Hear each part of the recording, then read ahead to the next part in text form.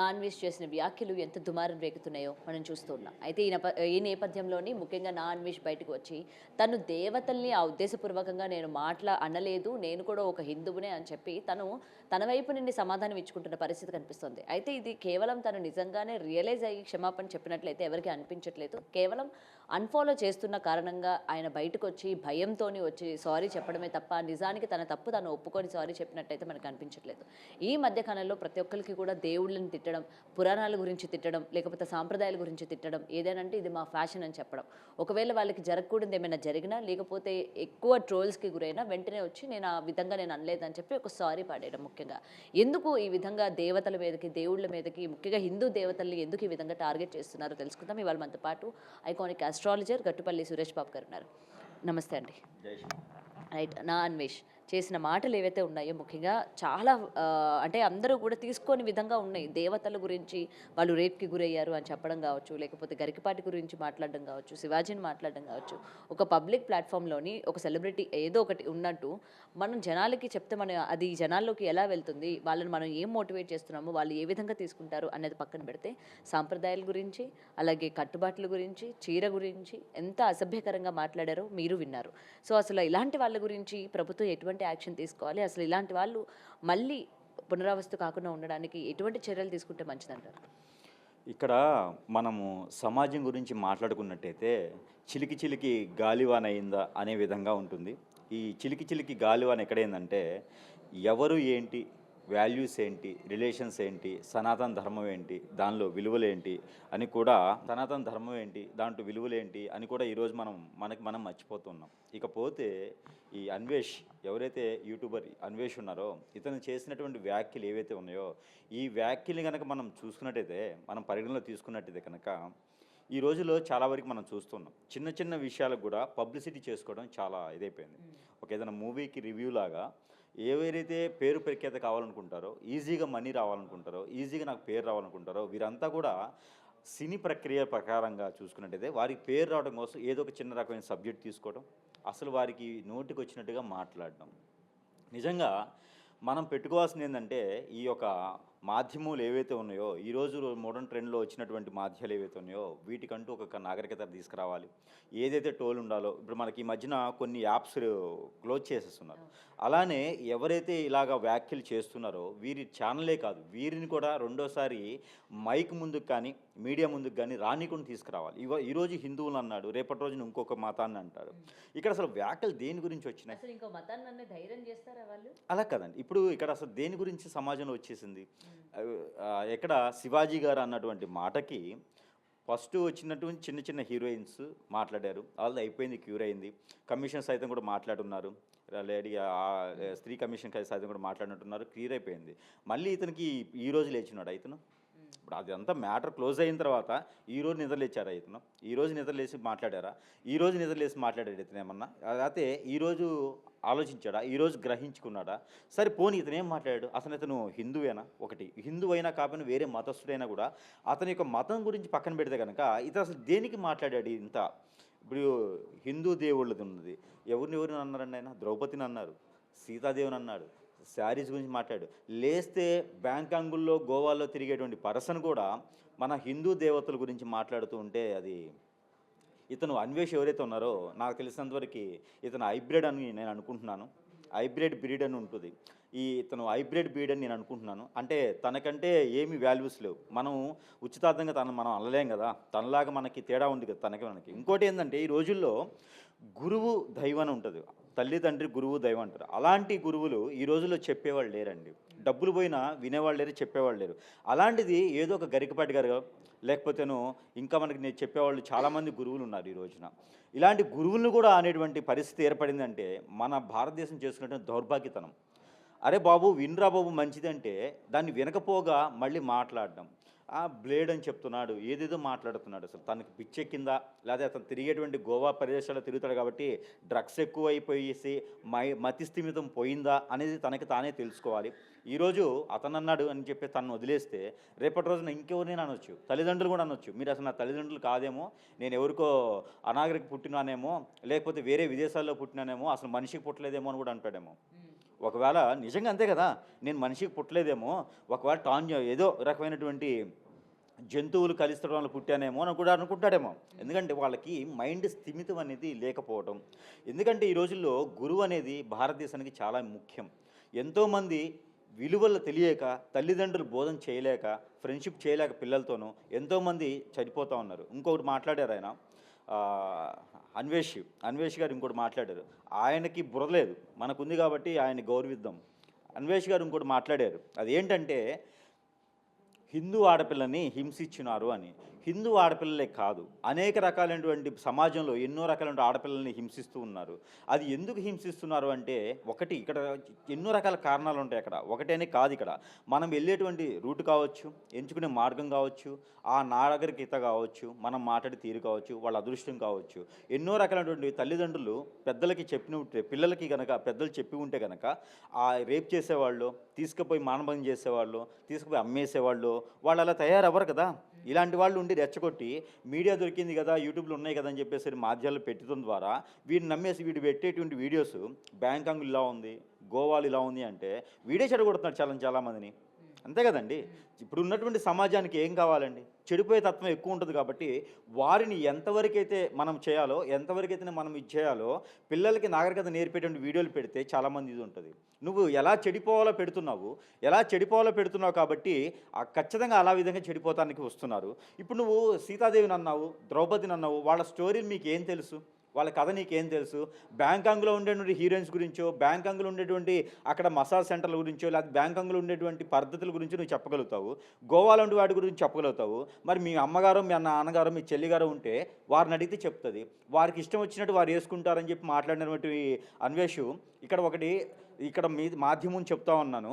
ఇలాంటి నువ్వు సారీ చెప్పావు, అంతా అయిపోయిన తర్వాత సారీ చెప్తే నేను నాలుగు తన్నేసి సారీ చెప్తే ఒప్పుకుంటావా? దాని తగ్గట్టుగా నీకు మీ అమ్మగారును, మీ చెల్లిగారును అనేసి సారీ చెప్తే ఒప్పుకుంటావా?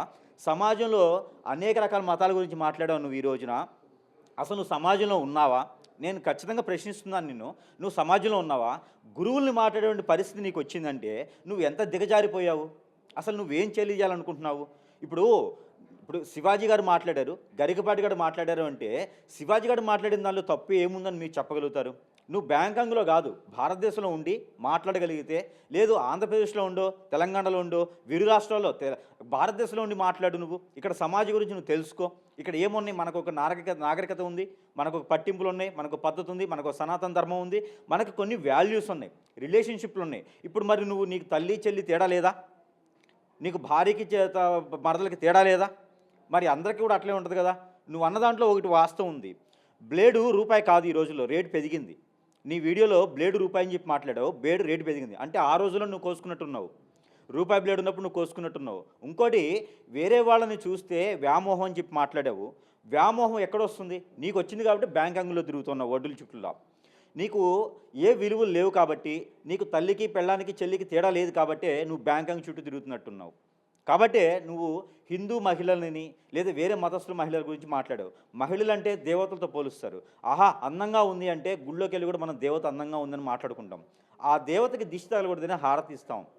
గుడిలో ఉన్న విగ్రహాల గురించి కూడా మాట్లాడు. గుడి బయట కనిపించే వీడికి విగ్రహాలు ఎక్కడ ఉన్నాయి? వీడికి అన్ని అమ్మాయిలు కావాలి, అమ్మాయిల ఫోటోలు కావాలి, అమ్మాయిలు చేతలు కావాలి, వీరు అమ్మాయిలతో తిరగాలి. వీడికి అలాంటి నాగరికత, అలాంటి పరిస్థితులు వీడికి ఎక్కడ ఉన్నాయి? ఇలాంటి వాళ్ళని సమాజంలో నడి రోడ్డు మీద ఉరిదీస్తే రెండోసారి భారతదేశంలో విలువలన్నా కూడా ఖచ్చితంగా తెలుస్తూ ఉంటుంది. కాబట్టి వీరికి ఖచ్చితంగా కూడా నా తరపున ఇది ఖచ్చితంగా చెప్తున్నాను. హిందూ సాంప్రదాయాన్ని, ఇక్కడ మతాల గురించి నువ్వు మాట్లాడలేదు, కులాల గురించి నువ్వు మాట్లాడలేదు, మహిళల గురించి నువ్వు మాట్లాడావు కాబట్టి, మహిళని ఇంకా చులకన చేసి నువ్వు మాట్లాడినావు కాబట్టి నిన్ను ఖచ్చితంగా నడి రోడ్డు మీద ఉరి తీయడం ఒకటే ఇక్కడ మంచి నీతి అని చెప్పొచ్చు, ఉరి తీయడం ఒకటే నీ శిక్ష అని చెప్పొచ్చు. నీలాంటి వాళ్ళని సమాజంలో తిరగనీయడం అనేది మా దౌర్భాగ్యతనం అని చెప్పొచ్చు. నీలాంటి వాడు అక్కడుంటే ప్రపంచం మొత్తం చెడిపోవడానికి కారణం అని చెప్పొచ్చు. నిన్ను క్షమించేది మాత్రం, క్షమించేది మాత్రం లేదు. గురువులందరూ ఏకదాటిగా వస్తారు. నువ్వు ఎవరితో మాట్లాడావో, ఎందుకోసం మాట్లాడావో, మరి ఎవరైనా చెప్పిస్తున్నారా నీ చేత? లేకపోతే బ్యాంకాంగ్లో ఉన్నటువంటి నాయకులు చెప్పిస్తున్నారా? లేదా చెడిపోండ్ర బాబుని పబ్బులో వాళ్ళు చెప్పిస్తున్నారా? నువ్వు కూడా మాట్లాడేవాడు అయితే కనుక నువ్వు ఏ రోజు కోసుకున్నావు మరి నీకు తెలియాలి. నువ్వు ఆ పరిస్థితిలో ఉన్నావు కాబట్టి నీకే ఫీలింగ్స్ లేవు ఉండవు.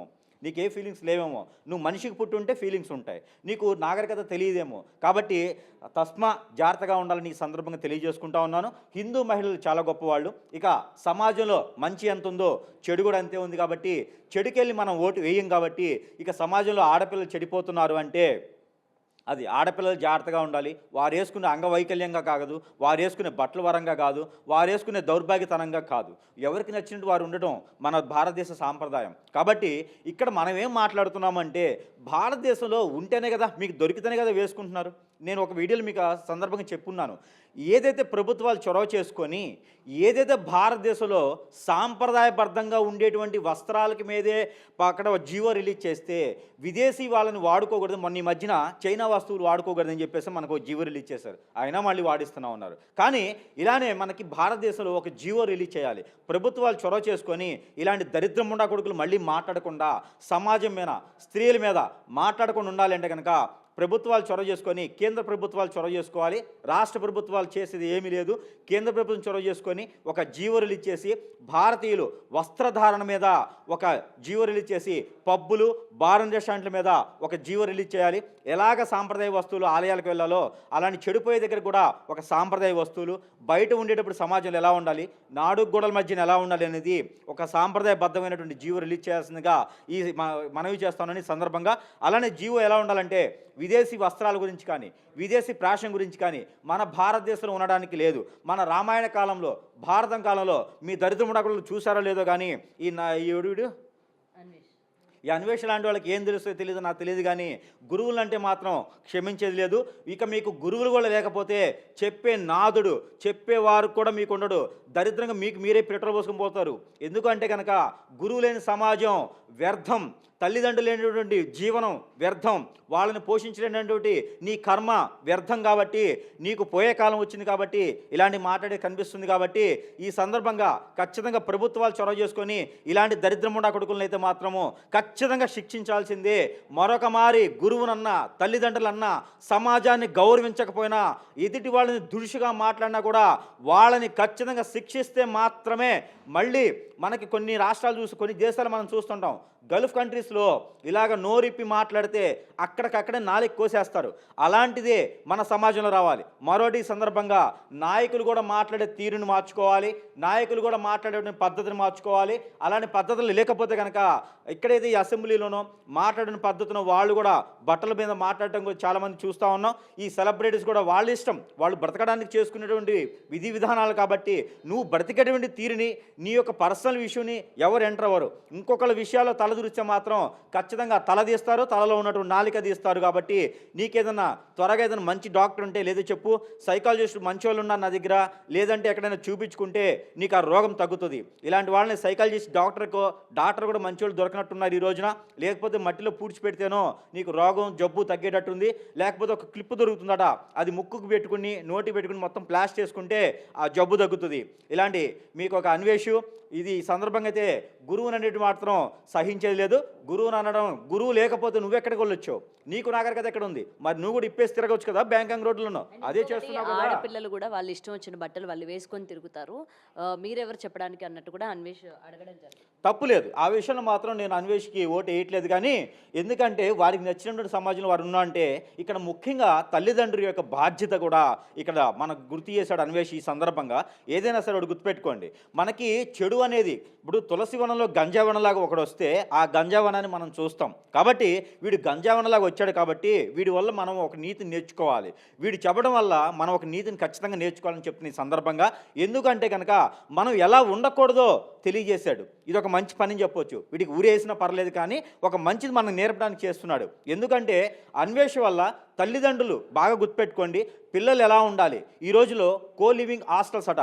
ఈ రోజుల్లో ఎక్కడో ఉండేటువంటి పిల్లలు, ఎక్కడో ఉండేటువంటి పెద్దలు, అలానే వారికి నేర్పేటువంటి సంప్రదాయం కానీ, మన సనాతన విలువలు కానీ, పెద్దది కానీ ఇవన్నీ కూడా నేర్పట్లేదు. వాళ్ళకి ఇష్టానుసారంగా వారు ఉంటున్నారు. డబ్బుకి విలువ లేదు. ఈ రోజునండి రాత్రి చూశాను నేను, ఒక బైకు చిన్నపిల్లడు ఒక 15-16 సంవత్సరాలు ఉంటాయండి, డివైడర్ గుద్దుకున్నాడు, 4 బైకులు గుద్దేశాడు రాత్రి.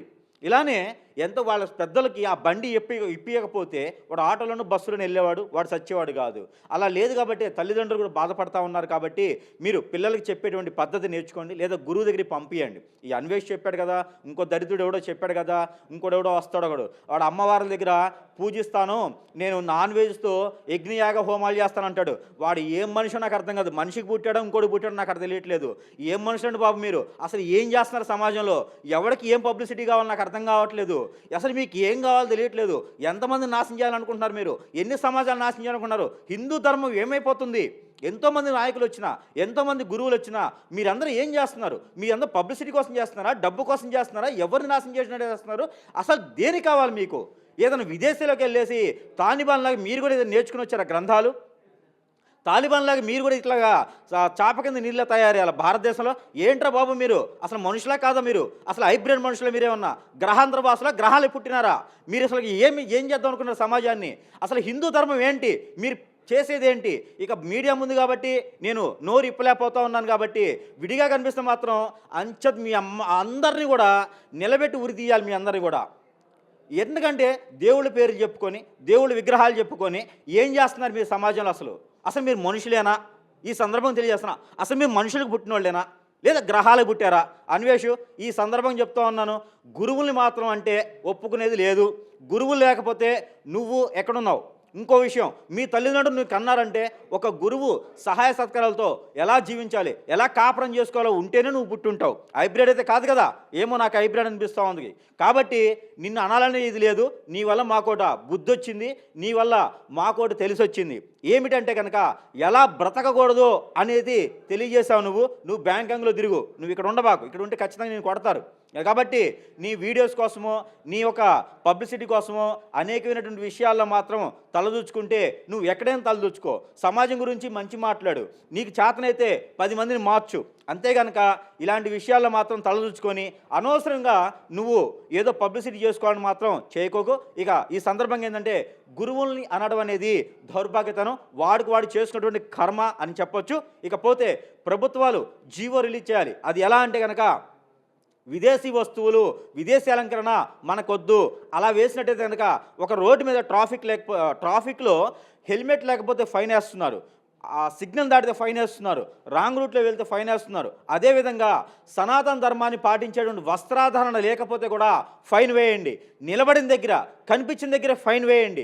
ఇది చేస్తే ఖచ్చితంగా భారతదేశంలో మరొక వ్యక్తి ఎవరైనా సరే అలాంటి వస్త్రాలు ధరించుకోరు. ఒకవేళ ధరించుకునే వాళ్ళు, ఇంట్రెస్ట్ ఉన్నవారు, వారి పరిస్థితుల సారంగా ఉంటే కనుక ప్రభుత్వాల దగ్గర జీవో కానీ, ప్రభుత్వాల దగ్గర పర్మిషన్ కానీ తీసుకోవాలి. ఇలాంటి మూవీస్ చాలా ఉన్నాయి. మూవీస్లో చేయాలంటే కనుక ప్రభుత్వాల దగ్గర పర్మిషన్ తీసుకొని మూవీకి వరకే పరిమితం అని వేసుకోవాలి. పక్షుల్ని బంధిస్తేనో లేకపోతే ఇంకొకరిని చేస్తేనో ఎలా అయితే మూవీలో వేస్తున్నారో ఇది కేవలము ఆ క్యారెక్టర్ పరంగా మాత్రమే అని మూవీలో కూడా వేయండి.